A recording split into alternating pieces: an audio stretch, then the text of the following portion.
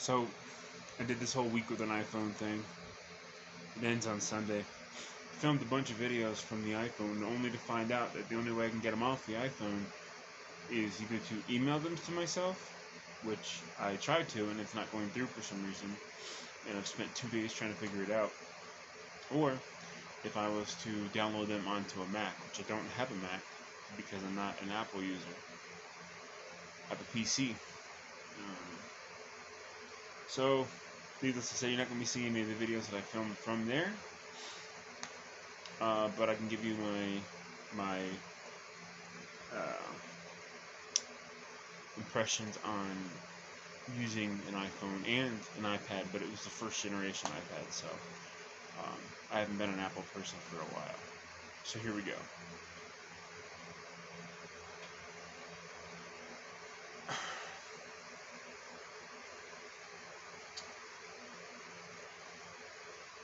I now understand why, and I remember why I left.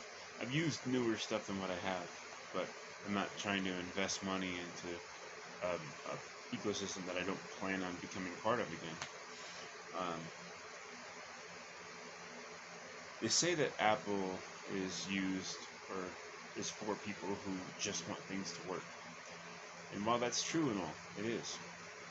For people who like to tinker, who like to do things that most people don't do from their phones, it's not for us. And, you know, if you do from your iPad or from your Mac, I've used a Mac, I've owned a Mac before, I've owned quite a few of them. I sold them. They're just not meant for a certain kind of people. People that don't just use it for calls and texts and YouTube, like video streaming and stuff. That's the thing.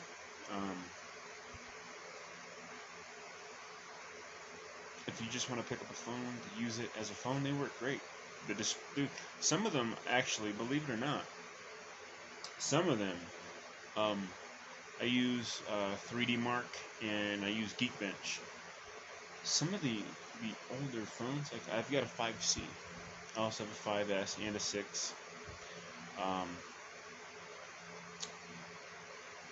They run 3D Mark better than some of my newer Androids. Not better than like my daily driver, but like for phones that are 7, 8 years old, they hold up pretty well. They definitely don't use bad parts. They definitely don't use cheap parts, except for with the 6. The 6 had bend gate where it was bending and stuff, but mine's perfectly fine.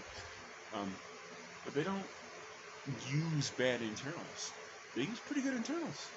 I'm not gonna lie. If they're hanging in, 7, 8 years later, able to do 3D Mark benchmarks, which that's really an intense benchmark.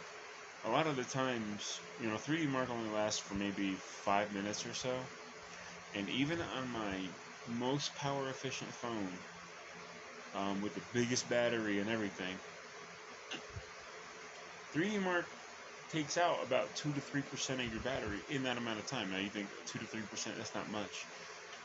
But that's on a phone with 6,150 milliamp hour battery. So that's a huge battery in the phone.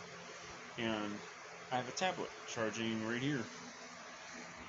That's part of my hot sauce collection. My lava lamp, my clock, my cologne.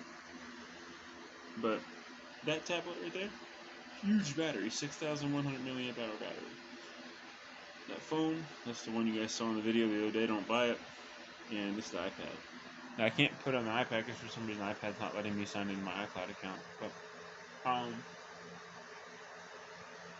But even that tablet you saw, which is my tablet that I normally use, the 3D Mark takes a huge chunk out of that battery.